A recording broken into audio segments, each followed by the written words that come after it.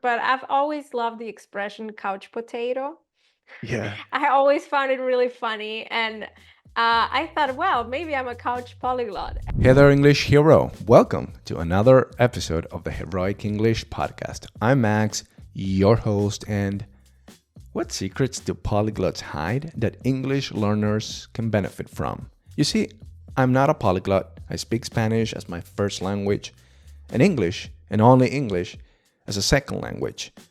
And there's something of extreme value that polyglots possess that many times learners of English as a second language, we just don't have, unfortunately. That is, polyglots have a lot of self-belief. What I mean by this is that I feel polyglots would just pick a language from a list of languages, then they'll use their best learning strategies, and before you know it, they'll be speaking English fluently, confidently, at a really high or at least conversational level. And that's just another day in the life of a polyglot. On the other hand, us learners of English as a second language, we tend to be so much more in our heads. We overthink stuff. We have this self-doubt and limiting beliefs. And so my question is, why? Why is that? Where do polyglots draw this confidence from? Is that something that is inherent to the learning profile of people that go on to become polyglots? Or is that something that just comes with the practice of learning many languages? Well, that's what I asked my guest today, Laura, from the famous YouTube channel, The Couch Polyglot. Laura is a passionate polyglot who speaks 5 languages at a professional level and 7 more at a, I guess, decent level. In addition to this question about confidence and self-belief, she and I also discussed learning many languages, the productivity tricks that she uses to maintain and continue learning more languages, and a lot more interesting topics. So this is a podcast episode that you don't want to miss. And as always, this episode comes with a free downloadable PDF guide where you are going to find all the most important insights and questions for reflection that are so important. And also, I've broken down the most advanced vocabulary that Laura and myself use during this episode. Mind you, Laura's English is really advanced and she uses a lot of phrases and expressions and words that are C2 level. And if you're interested in learning those words, that vocabulary, take full advantage of this free resource that you can download and use it for learning and growing your vocabulary. So don't miss that chance. And with all that out of the way, what secrets do polyglots hide that us English learners can benefit from? Let's jump in with Laura, the Couch Polyglot, and yours truly. Let's do this. All right, English hero, you're in for an incredible treat today because I'm here with Laura. Laura, thank you so much for coming on the show. I'm so glad you're here. Hi, Max. I'm super glad to be here. Yeah, it's exciting. I'm looking forward to this conversation and also the one we're going to have for my channel. Yeah, so we talked a little bit off recording before hitting record here on the podcast, and I asked you, are you more comfortable with me calling you Laura, or which is kind of like the English sounding name, or Laura, which is how I would call you if we were speaking Spanish? And which one do you prefer? I don't really mind. Actually, for instance, when I'm working, I also speak French with some colleagues or some clients, and then I introduce myself as Laura.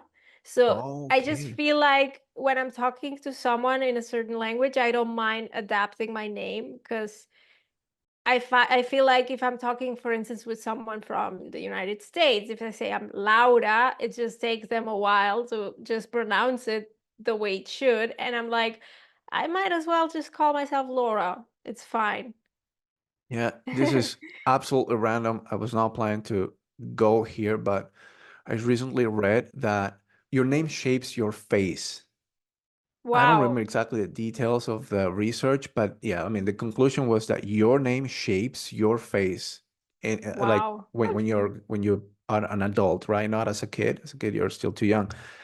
And the Mm-hmm. reason why I'm mentioning this at all is because given your context, your situation, and speaking many languages, and being in different environments with where different languages are spoken, how does that impact this theory? Even like Mm-hmm. Laura, Laura, same name, same spelling, but different pronunciation.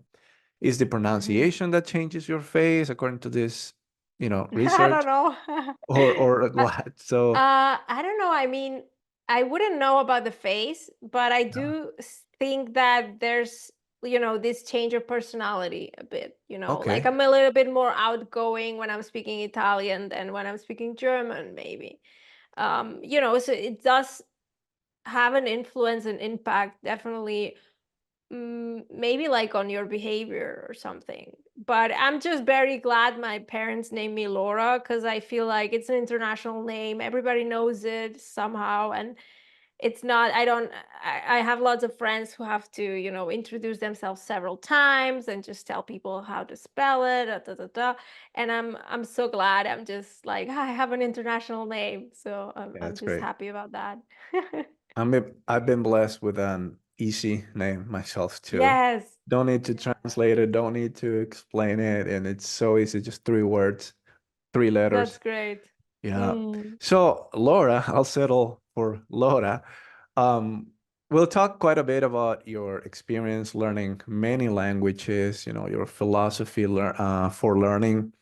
Yeah. So before we dive into that, I thought maybe we could start somewhere else. And I wanted to ask, what's something that you're into or like a hobby, anything worth mentioning, and something that our audience, I know they're itching to get to know you more, but we'll get to those language aspects of your daily life. So what is Mhm. something that you're into, an interest that has nothing to do with languages? Well, I love many things. That's a bit of a problem. I used to play basketball as a kid. I really loved it. So I've always loved sports. I love art, like painting, drawing. And something I've been also very interested in the last years has been productivity. So I've found different methods, like the getting things done method. Oh yeah. I read the book Atomic Habits. It's one of Mm, my favorite books. And funnily enough, I do think in a way, productivity has helped me also create my channel and stay consistent, and also maybe has helped me with language learning because it's over time, the more languages you learn, even if it's something you love, it's a hobby, you do need to plan a little bit, like because if not, at least for me, it's hard to maintain many languages. So if you're good at productivity, I guess that helps. absolutely. Yeah, yeah, definitely. I mean, as someone who just speaks English as a second language, I can't even imagine how, like, the brain of a polyglot, the mindset Hmm. of a polyglot. I can imagine also for the person who speaks just one language, and I've even heard them say, "You speak two languages. Wow, how you do that?" And me here sitting with you, Laura, you speak more than two languages. How do you do that? Hmm. It's Hmm. amazing. So, well, we'll get to talk a lot about that, I suppose, today. But let's just now go back to the basics, I guess. What can we know about you? We know your name, Laura or Laura, depending where you are Yes. and what language you speak. What else can we know from you? Where are you from, for example? I'm from Barcelona, so from Spain, but I grew up bilingual, Catalan Spanish. Oh, Maybe okay. that already shaped me and prepared me to become a polyglot. Who Yeah. knows? And yeah, now I live in Switzerland. I used to live in Germany I lived there for like 11 or 12 years. So just right after university, I moved to Germany, and then a year and a half ago, I moved to Switzerland. So I love traveling and yeah, enjoying different cultures. That's me. Absolutely. Wow. You've been to many countries. That's probably one of the reasons why you've developed this passion for languages and, just being inserted in different cultures and Mm. And I guess that opened your perspective. So, Laura, you have a YouTube channel Yeah. named Couch Polyglot. So I thought maybe we could start there. And Hmm. Couch Polyglot, why that name? Could you explain it to us? Sure. I mean, it has several reasons, and some of them are maybe a little bit absurd. I have always loved, I don't think I've ever shared this before, but I've always loved the expression couch potato. Yeah. I always found it really funny. And I thought, well, maybe I'm a couch polyglot. And it just sounded similar in a way. But also, I don't know, I'm not into perfectionism. I think we should be chilled about language learning. We shouldn't be perfectionists. We shouldn't compare ourselves to others. And we can learn languages from home, from the comfort of our couch. I'm also sitting on my couch right now. So right now, thanks to the internet, you don't really need to leave your house to learn a language, and you can learn it in a laid back way. So it's like mostly it's this, combination of relaxing and having the possibility to learn from home. Yeah. Yeah. I presume it was kind of like a play on words Yeah. with the word couch potato. Yeah. Yeah. I like it. It's an creative. I like it. Really like it. Well, yeah, that's awesome. And so I guess next, how many languages do you speak? It's always a tricky question. So whenever someone Hmm. asks me this, what I say is I'm able to work in a professional way in 5 languages, which are Catalan, Spanish, English, German, and French. It doesn't mean I speak them all perfectly. It just means that I have a level of B2 or higher, let's say. Hmm. And then there are languages in which I'm conversational. I have maybe a B1, which are Russian, Italian, and Swedish. While Swedish is more like maybe beginner intermediate, it's a little bit lower.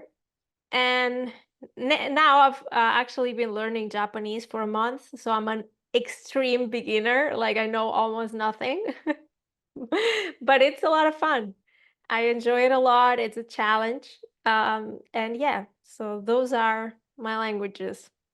Yeah, and you're right that for someone that speaks more than two languages, because I mean it's a clear-cut answer when you speak two languages, it's just your first language and then the language that you've acquired. But when it's many, yeah, they're the ones that you know for sure, like you have a good enough intermediate plus level, and you can definitely say, I speak this language. But then the Hmm. lines, borders of your knowledge becomes a little bit more blurred or less defined Yeah. as you expand. Yeah, And that's why I wouldn't feel comfortable saying I speak 9 languages, because if I can say hello and goodbye in a language, I don't speak it. Like, which is the case in Japanese right now. Like, I can say a few things, I can understand a few things, but that doesn't mean that I speak the language. And if I can, yeah, the tricky ones I think are the ones in B1, because I think some people would definitely say I speak that language, and some people would say, "Oh, no, I don't speak it. I'm learning it, sort of." So it's kind of blurry. So that's why I figured it's the best way to answer, so that I'm not lying and I'm also not pretending to be something I'm not. So yeah. it's like it's never a one word answer, like how many languages you speak? Exactly. 12. No, you need to explain, okay, there are five that I feel really quite comfortable with, and there are these two that I'm learning, these two that are a bit more advanced.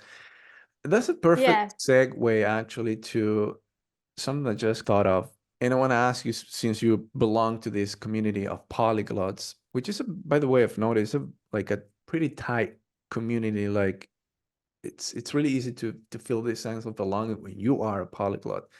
It's like you guys are Hmm. on a different level and you guys, attract each other. Anyway, my question being, is there a sense of you guys feel annoyed by those people that say, okay, I speak 19 languages, but they just spend 2 days with one language and they just add it and add another language to their collection of languages. But when you really look into it, they just been learning it for a few days, maybe a few weeks, Hmm. and they just claim knowing it and speaking it so that they can say, oh, I speak 19 languages.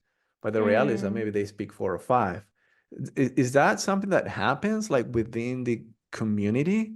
Because I feel I've heard people talking about it. I've seen people pointing out, okay, that individual, he says this, but in Yeah. reality, he doesn't speak so many languages. Does that happen at all? I mean, well, I think there are two things about this. So on the one hand, I think there's a lot of clickbait, right? If Yeah. I can like make a nice thumbnail and say I speak 30 languages, people will click on it, etc., etc. I think that might be part of it. But I think also that we should be open. There are people who like the introducing phases of learning a language. So Okay. Yeah. they love getting to an A1 level because it's a discovery phase. It's a very beautiful phase. And I get it. Mhm. I get that there are people out there who are in love with learning how a language works and then being like, I learned already. I'm hopping to the next one. And Okay. I think that's fine. That's I don't feel bad about myself if someone says I speak 20 languages and they don't speak them. And if they do speak them, there are like these rare cases of people who really have mastered many languages. And then I think that's beautiful and really I admire that. But if someone is just saying something that is not true, at least in my case, like it doesn't affect me in any way. So, Mhm. and sometimes it's also, you got to be careful on the internet. Some people will say, yeah, he claims to speak 20 languages, but he doesn't. But maybe he never claimed it. Maybe he just said, hey, I enjoy saying a few words and I know a few words and I'm happy. You know what I mean? So it's a little bit tricky, but to me, like it doesn't really, it doesn't affect me in any way. It doesn't bother me at all. Yeah, yeah, I see that too, right? Because there might be some people that are ready to move on to another language after they've just spent enough amount of time to become a beginner in that language. When you're starting a new language, it's so beautiful. Well, I mean, that's how I feel about it. It's like so exciting. It's like, wow, oh, look at how this works. Look at how that works. Amazing, and you're like, I cannot get enough. And then at some point you get a bit stuck, right? Getting from an A1 to an A2 is easier than getting from a B2 to a C1, right? Yeah. Like there's at least that's my experience. And so some people are kind of like really, really addicted to this first phase of learning a language, or just they love it so much. And then they're like, well, I don't really need it. So, and I mean, it could be also a clever move. Let's say I don't know, you want to go to Europe, right? And you still don't know, you're going to move to a new country in Europe, but you still don't know where exactly. You will just go wherever you find your first job. So it'd be clever to be like, well, I speak English, I'll learn a little bit of Dutch, I'll learn a little bit of German, I'll learn a little bit of Italian, and then you end up getting a job in Italy, and then you know already a little bit and you perfect it. I do think, for instance, in my case, I learned Swedish to like A2 level, but if Hmm. I were to move there, it would be a lot easier for me than for someone who never learned Swedish before, right? Like things like that. Or Yeah. even if I moved to Norway, because Norwegian and Swedish are kind of similar. Hmm.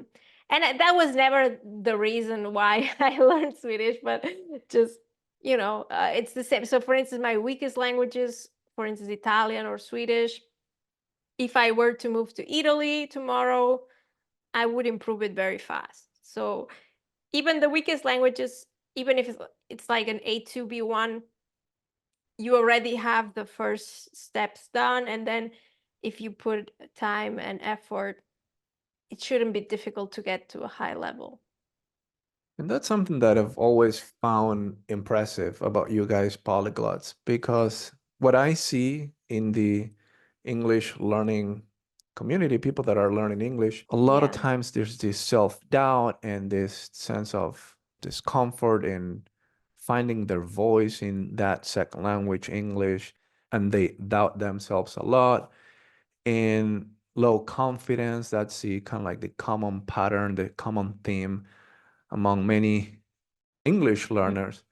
But when I look at you guys polyglots, I feel like that doesn't even come into play.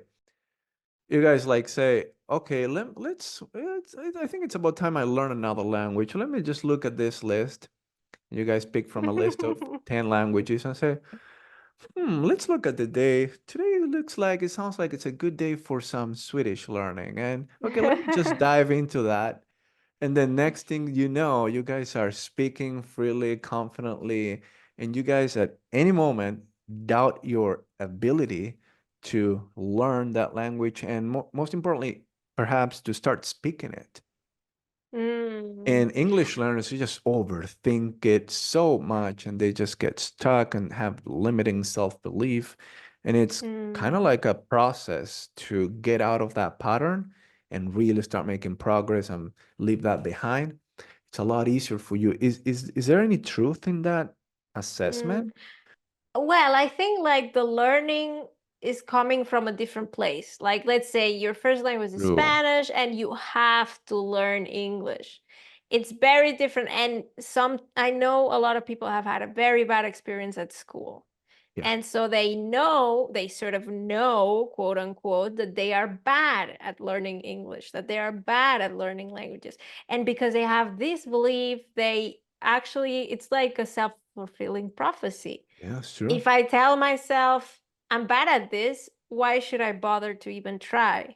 And of course, if you're a polyglot, first of all, like the learning is coming from a place of passion and interest, and it's coming from a playful place. Let's say, for instance, when I was learning Mm. German, I learned it while I was at university, but I learned it like outside of university, just for fun, really. I had free time, so I decided to take a German course, right? Mm-hmm. And I didn't have any pressure at all. So it was coming from a different place. And also because in my case anyway, when I started learning German, I already had learned English, I had learned French. So of course you do know that you're capable if you use certain tools, if you spend certain time, you know that at some point you'll be able to speak the language. Like, and of course having had the experience helps a lot, right?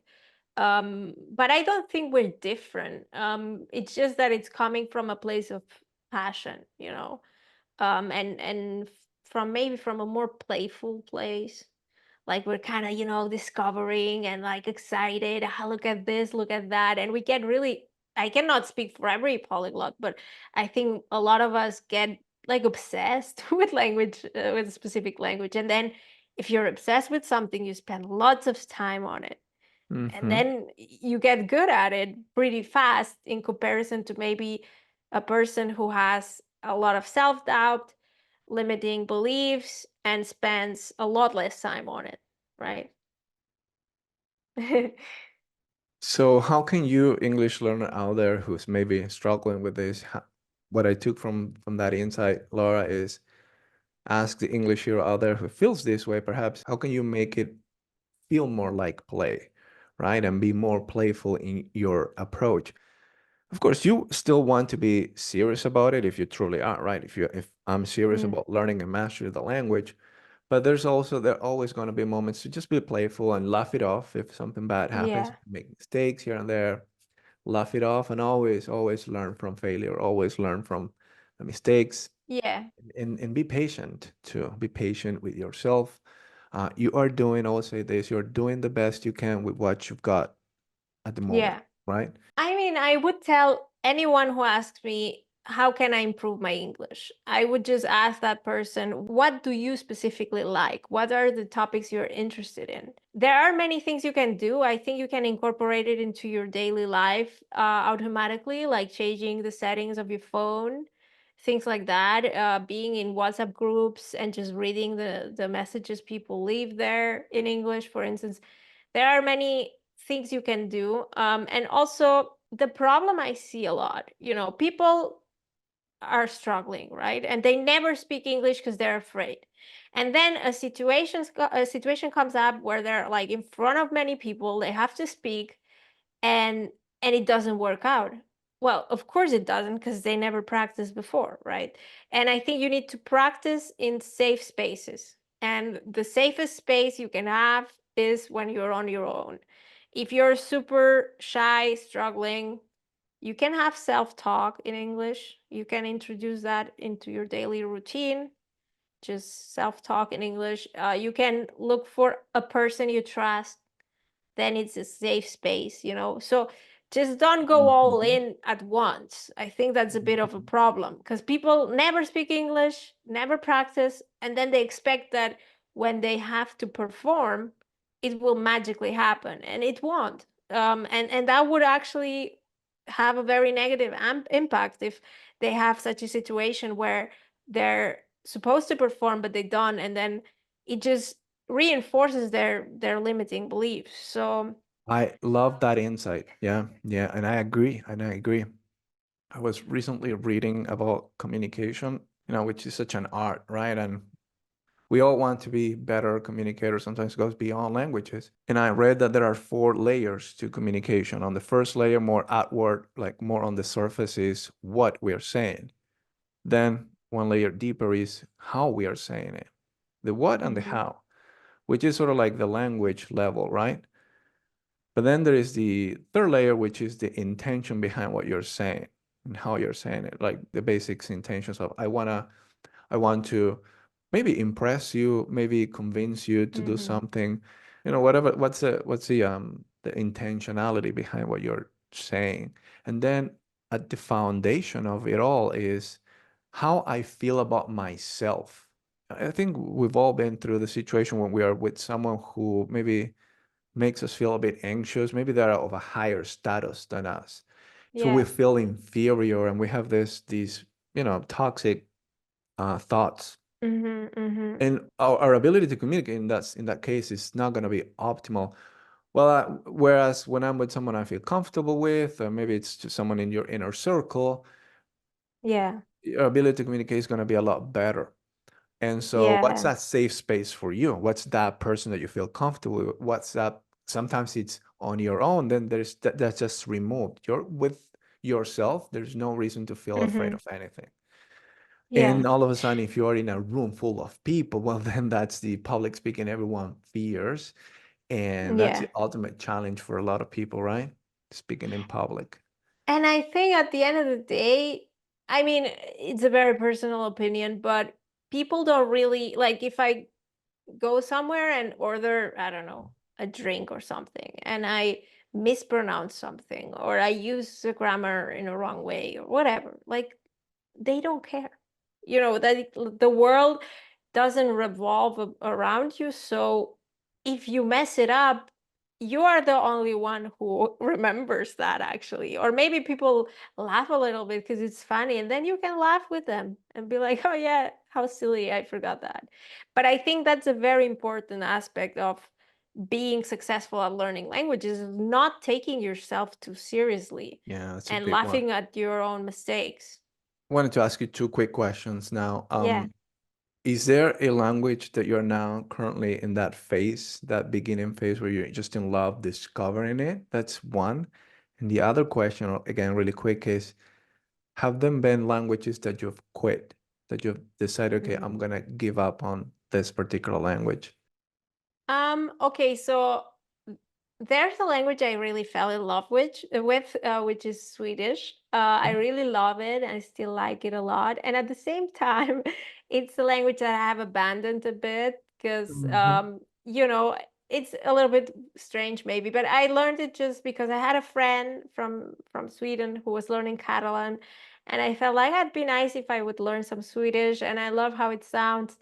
And it was very beautiful. I love this discovery phase and everything. But then I moved to Switzerland, and here people speak Swiss German, which is not the same as German. And I felt like I should learn that. And so I had to a little bit abandon Swedish, and so my Swedish got worse. But it's like I wouldn't say it's abandoned forever. Like Yeah. I might pick it up again. I try to listen to Swedish podcasts every now and then, not to forget everything. Um, and also right now, of course, with Japanese, I'm in that discovery phase, but I'm also noticing some mindset issues because you know, I'm used to learning languages quite fast. So when I started Italian or Swedish, you know, those were languages that were kind of fast for me to be able to listen to interesting podcasts, like, you know, content. that I could understand. And with Japanese, like the whole vocabulary is different. Like there's almost nothing that is similar. And so I have had a bit of mindset issues thinking, I will never learn this. Um, is it even worth it? And so I understand now my followers, or some of my followers better, who write me such things.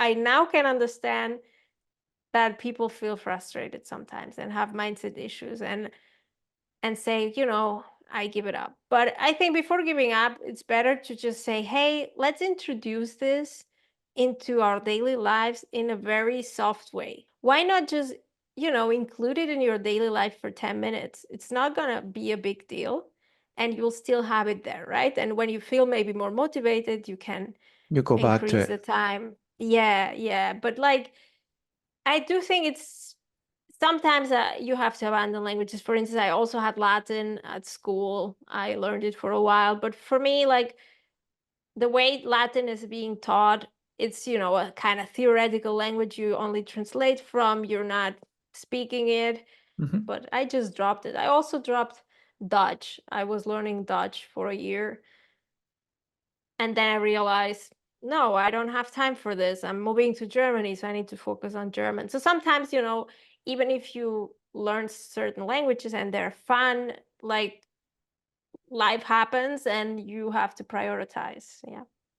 Yeah, so it's always like a combination between I'm bored sometimes, or like the effort isn't worth it. Maybe that's the case with Mm, Latin, or like the classic self-sabotage phrase, I can't do this, so I might as well just yeah. give up. Not that that happened with you. Something that I like that you said there is this idea that, okay, I'm sort of quitting, but not really quitting. Maybe a better word for it would be pausing this for a bit. Yeah. And I really like that insight that you shared. Sort of like putting it Mm, in the back burner, not completely forgetting it or like abandoning it.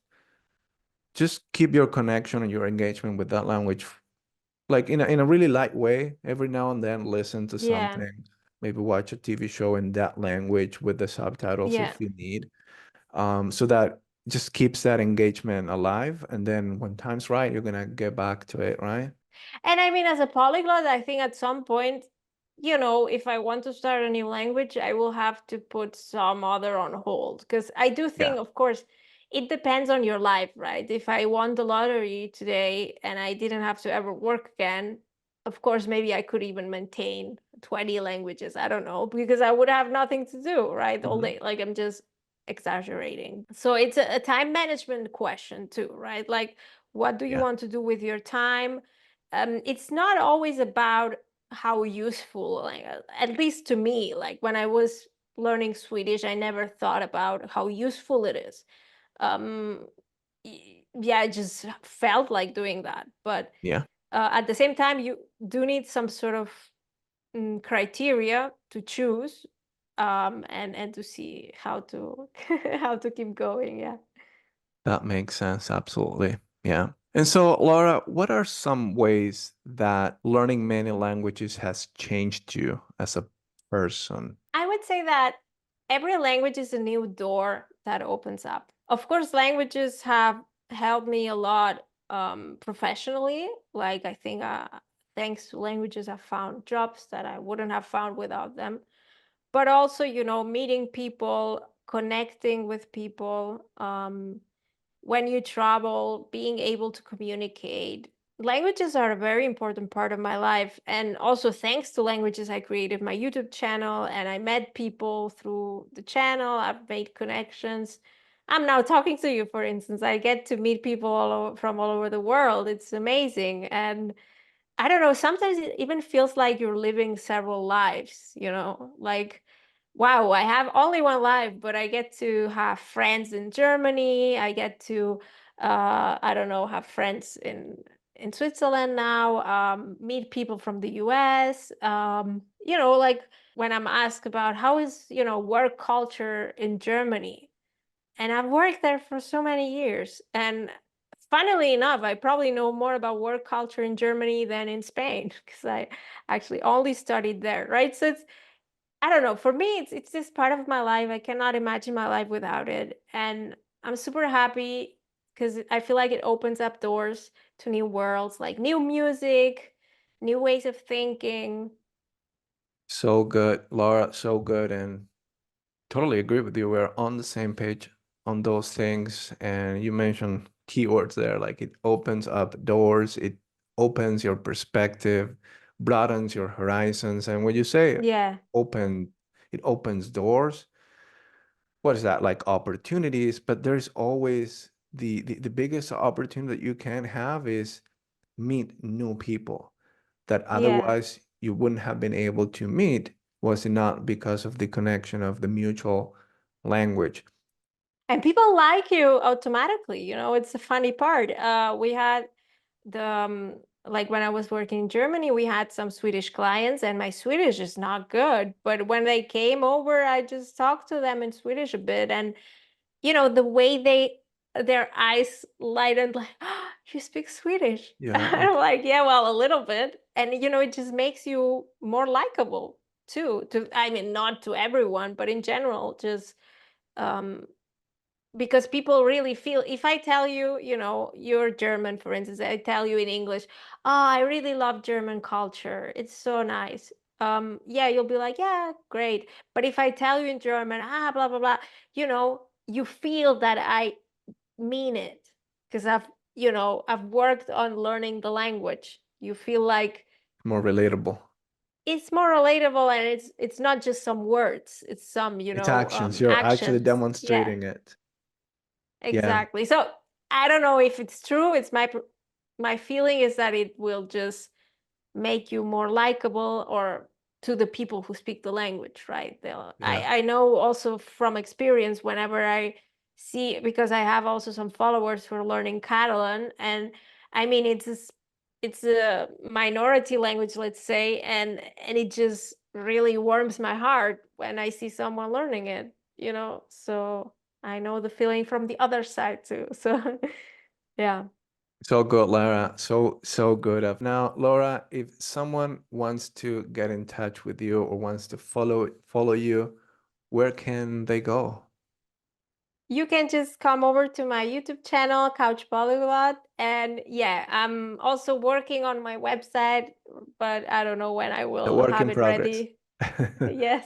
Yeah. And I should use Instagram more, but I barely use it. So just come to the YouTube channel and maybe later they will be other Yeah, places. and you're gonna find your way to Laura's website then. I'm sure you're gonna be putting some links there in your YouTube channel as well. But your YouTube is kind of like your main Yes, place, right? So Couch exactly. Polyglot, if you look that up, no question, first result is gonna be Laura there.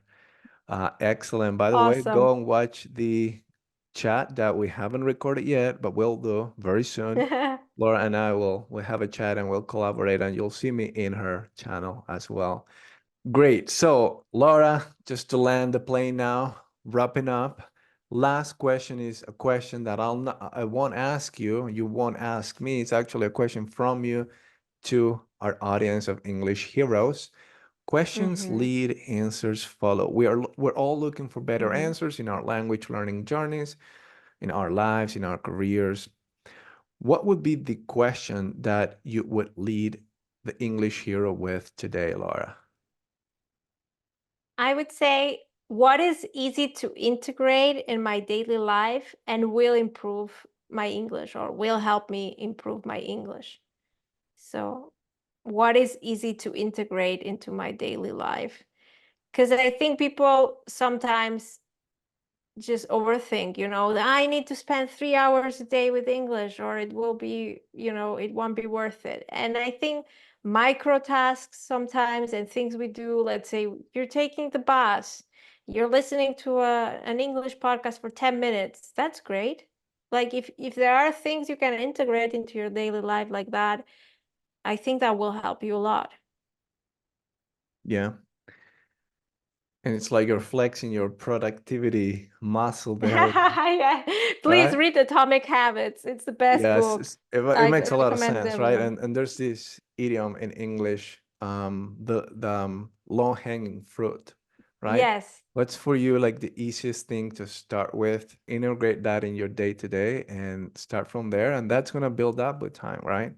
That's where yes, you exactly. start. As opposed to if you start like with just high intensity from the get-go. Yeah, there's always Mm, gonna be an exception and a minority that keep it, but most mortals will start to feel the overwhelm, right? I think, and yeah. I yeah, mean, if you integrate it into your daily life, you don't even need motivation, you know, it's integrated. It's it's like just what brushing you your do. teeth.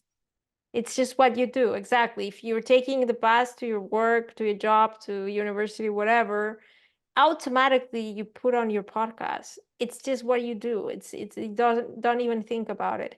And if you can combine it with something you like, that's perfect because that way it's not something you have to do, it's something you want to do. Yeah.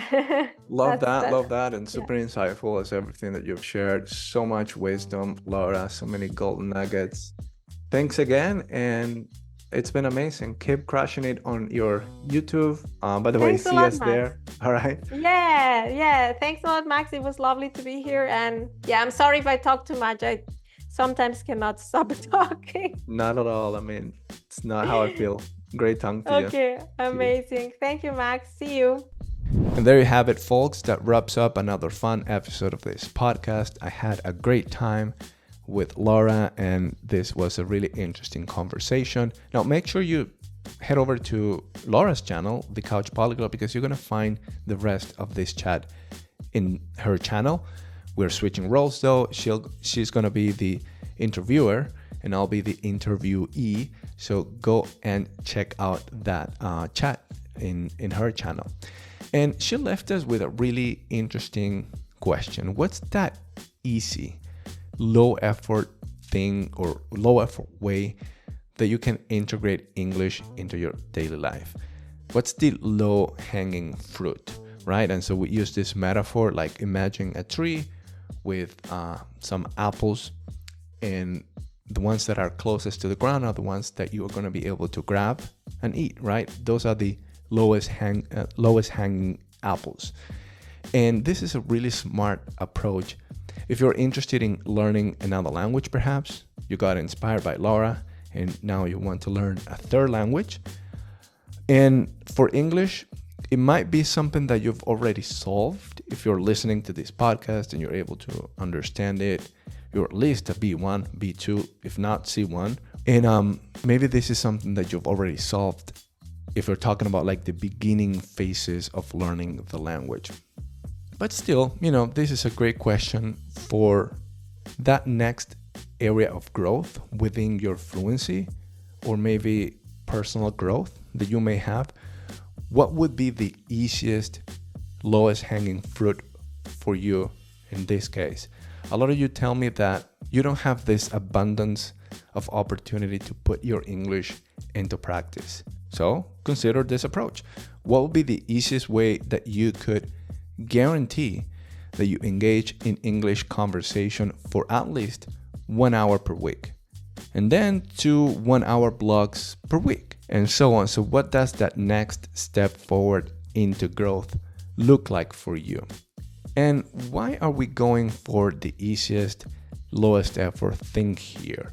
Why don't we just go all in into something high intensity, and that's the best way to learn? You're not wrong in that assessment if that's what you think. The more intensity, the more intense you're about it, the more likely you are going to be to learn and master whatever that is that you're learning. The thing is, that's not what we're going for here, and what we want to make sure that we nail, that we really get right, is the consistency. The purpose of this is consistency. Our goal is overcoming the resistance that we may have for doing this. Then when it becomes a habit, then you make the next step forward into growth, grab the easiest next thing, and you build on top of the progress that you've already made, and you keep doing it like that. So, my friends, that is how you become productive in your English speaking and get on this trajectory upwards that will get you to your most fluent, confident, and capable self in English. If you need help, reach out to me, talk to me, and let's chat about how I can help you. Check the links in the description. You're going to find some useful stuff there. Lastly, if you've made it this long, it means that you've enjoyed this podcast, and I really appreciate you listening and staying with us for the whole time. So please subscribe to us on YouTube, like the video, give us some love. It really helps us continue growing. If you're listening to this on Spotify, Apple Podcasts, or any of the other podcast streaming services, give us a 5-star review there. That'll be much appreciated. And thank you again for being an English hero and belonging in this amazing community. And I'll leave it there, English hero. And as always, keep learning, keep growing, keep living your English. And until next time.